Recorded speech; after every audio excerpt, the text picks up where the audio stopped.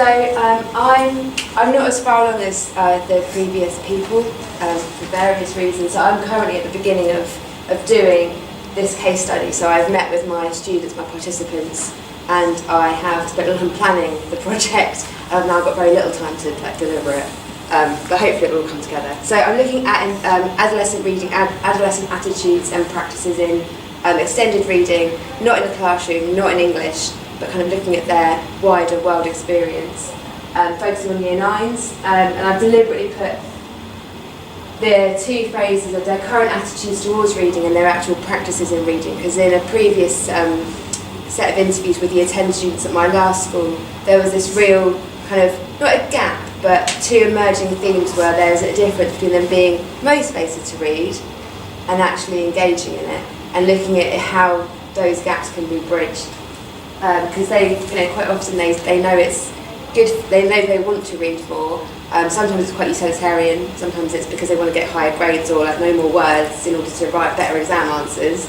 So hopefully then there's also that intrinsic motivation, which is the real dream of reading just for the sheer pleasure of it. And that's the inspiration, but there's a gap. And then how these attitudes and practices have been shaped. So the role of the school in that, and I'll go through the context in a bit, but also the role of their peers, their role of their other commitments, like looking at the whole child rather than just their performance in English, and then the role of kind of families and your outside school context, and then looking at what we can do as a school to encourage more positive attitudes and practice based on what they're telling us, so kind of inducting it out of the students' experience rather than maybe us kind of telling them what they should be doing and almost hand-holding them through it, but giving them that kind of more independent approach to it, where we kind of give them the responsibility to not just moan about reading, but tell us what you want us to do then. So it's kind of giving them some ownership. And then with my methodology actually, and whilst planning this project, I've become quite interested in how, particularly the language around research and adolescence and kind of assumptions that we make as adults working with them, assumptions that we make about their ability to articulate their experiences. So the idea of kind of linguistic determinism and Sapir-Whorf, and the idea that they don't exist in my context, they haven't been to university, they haven't read any research, but I'm asking them to answer questions that stem from that. So will they actually have the vocabulary or the kind of cognitive semantic maps in their brains to actually have the same conversations what I think we're having? And then how can we use technology to enable effective dialogic approach by making it recognisable to them? And technology and adolescence, obviously, that's a real way to bridge that gap and hopefully create a more dialogic approach. So my position in this project is I'm an interpretivist, the idea of kind of knowledge being not fixed, and nothing that I'm going to find out in one set of interviews is necessarily indicative of what's fixed and true. It's very contextually bound. It's inside a large school, so maybe it can be applied to other large schools with similar context, but that's not going to be wide scale. I'm inside a researcher in multiple levels, so I'm a class teacher to a few of these students. I'm a Key Stage 3 coordinator, so I have responsibility for their year group. I'm now assistant lead in English. I'm quite visible across the school in promoting literacy. I've done assemblies on reading in fancy dress, so they've definitely seen me as someone who wants to talk about reading and has a very positive view of it. So my position, has to be aware of that might colour what they tell me. But it might also make them trust me more in terms of they're going to see me as someone who knows what they're talking about. They might actually be more engaged with the process rather than see it as just another kind of school initiative that they don't necessarily, another set of student voice interviews, but that go on into the ether sometimes. And then an aim to facilitate participatory research as far as pragmatic in the design and the carrying out of the research, and then actually kind of following it up afterwards, giving them some ownership of looking at their transcripts, looking at the final findings and getting a chance to actually offer their views on that. So that's where I'm trying to go. So this is the context. So the school itself is a large room, it's a comprehensive school, it's got a sixth form, so a lot of them are there from 11 to 19. The sixth form uptake is very, very high, so a lot of students have got siblings and cousins. It's quite a large community. They have a low level of time. Most students are from white British backgrounds, and the number of EAL students is below national average, as is SEND and pupil premium. There is an on-site ASD centre, so there are a lot of students that use those facilities that also attend mainstream lessons on kind of a part-time or ideally full-time basis. and the school was recently rated as good in 2017. So to get from that to my focus groups, I went through a sampling process which was purposive, so I purposely chose these students based on criteria of their reading ages in September, their attendance, for pragmatic reasons it needs to be over 95%, and then trying to mix gender and be inclusive of pupil premium students, but not, I really wanted my pupil premium students to not be my students that were below national reading age, because I didn't want to skew the data to assume that pupil premium or disadvantaged students are also low retaining readers, because I think that then will skew the findings and it will just label those students as constantly being in the low retaining group, and I was really, really thrilled that that didn't happen. And then in terms of going through, I've got consent from both students and parents and carers. They had separate consent forms to sign, and I told them that I wouldn't accept just their parents' signature, that it needed to come from them as well. And I think they quite liked having the school-headed paper and a signature to practice. And then I also made contact with all parents that were invited in, so I phoned everybody at home before, when they had these letters, to kind of, one, check the letter for picking up the pace of the uptake and save time, check that it hadn't fallen into the kind of black hole of the school bag, but also to give the parents a chance to know what it was, because I'm quite aware that actually investigating your child's attitude to reading, that could be seen as quite invasive if you're a parent. They might feel that their child might criticise their home environment or say something about their parents. I wanted to make it really, really clear that that wasn't what I was looking at, and that actually any findings so far I've been really positive about parents. You know, I talked about prior research with students and said that actually what they were saying about their parents was often really, really positive, and that there'd be no questions really about picking holes in their parenting. So I wanted them to be really aware of that, and also ask me any questions that they had, and all those conversations were really, really, really positive. So this is the context of the sample groups. So you've got a mixture of gender. Unfortunately, the uptake of the boys was much lower than the girls, so I only had 3 boys and 6 girls. 9 girls? I had 12 students and had 3 boys, so whatever that maths is. I had 3 pupil premium students in the sample, and what's great is that actually 2 of them actually were above their reading age in these tests, so my pupil premiums were among the higher retainers, as well as 1 pupil premium student that was at their reading age. None actually, in terms of the sample, came out as below, but I'll find out more about that later. And then you've got kind of the gender mix there. So it's nice and varied, and there's 12 students in this part. So this is the methodology and the design. So I wanted to use 3 stages, so it's mixed methods. So the first stage was the sampling and kind of using IT and being very open with students and parents to kind of get them on board, using reading age data, use of IT, and seeking students' consent, kind of using my knowledge from prior research and projects to guide how I framed it. And then stage 2 is the focus groups. I've got 3 focus groups, like a student voice kind of setting. Again, using IT to communicate with students, letting them lead the sessions, and I'll go into that in a minute.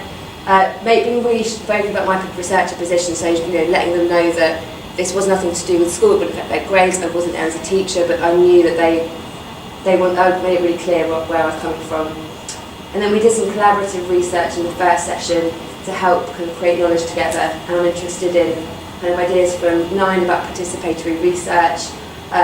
Coven talks about intertextuality and students not having the language of interviews, but then we're expecting them to participate in them. So being very aware when you're transcribing that what you're eliciting as the themes isn't necessarily what they meant, and that there is a certain kind of gap that always will be when you're trying to articulate somebody else's views on paper, and the kind of transcribing process has been quite troubling in that way. But trying to work with that and be quite explicit about it, and then definitely also those ideas of language I went to earlier.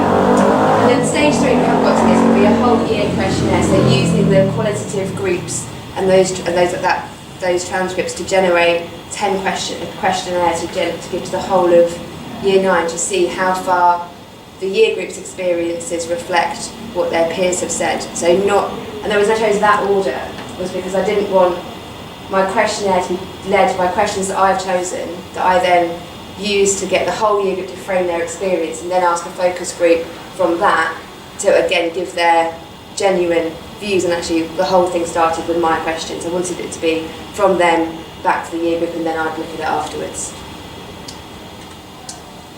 So this was it. This was kind of part of the collaborative approach of me being part of the research with them. This was our first session, which was on last week. So they came in and they sat in their groups. There's 4 students in a group, a mixture of boys and girls.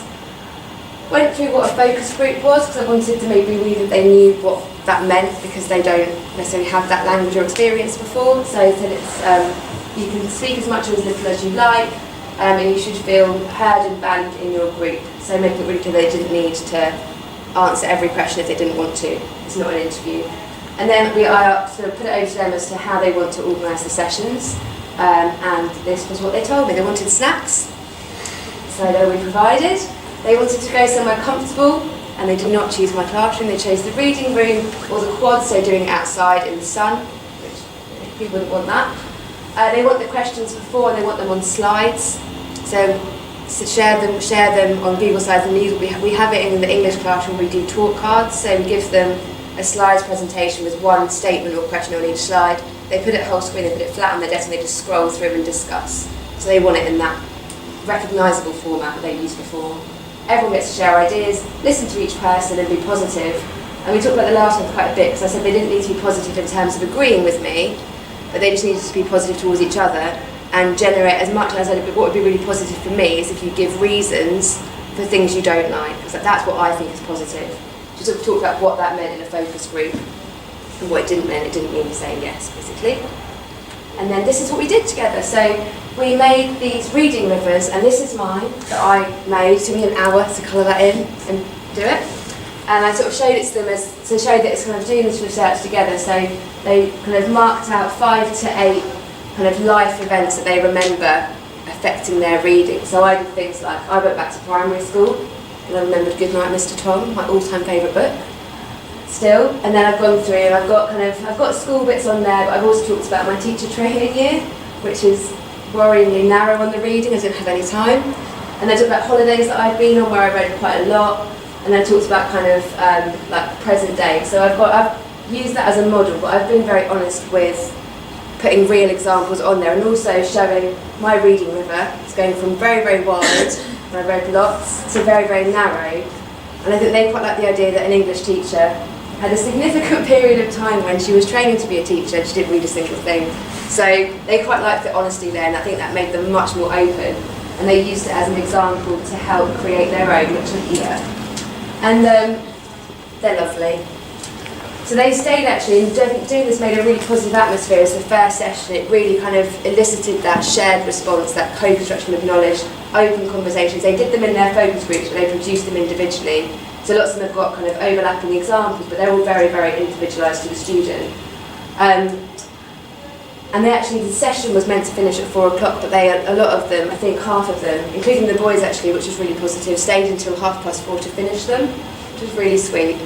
And also because there were still biscuits left, I guess, might have been a very big reason. But some of the things that came out of it was a statement from this student here, where she said that at primary school, at the start of her river, reading became a chore. We were checked up on that we were doing reading every evening, but I enjoyed reading to Mr. Turner. So it's that idea of role models, that teachers that you enjoy reading with, that you talk to, and again it's great that it's a male teacher there promoting literacy, promoting reading, really sticks to this year 9 student way back from primary school. So there's a real positive there, but also the idea that we need to make it more enjoyable, less like a chore, not setting it for homework maybe. And again, it's really hard to get away from the 19th century text as that final hurdle. How do we get them to that without it feeling like a chore? So that's a word I kind of found really interesting that she's used. And then the same student has put at the end of her river, term 6, in the summer can read outside in the evening. So again, it's a level of enjoyment of the environment, so just the physical space for reading, being outside in the sun. Same as for these focus groups, they want to do them in a comfortable environment. They don't want to do it in a stuffy classroom. Yes, so that's where we are. So it's not very much about the literature, or you've heard lots about reading and why it's a good idea, so I'm not going to go into that, but this is where I am, so please feel free to ask any questions and I'll try and answer them.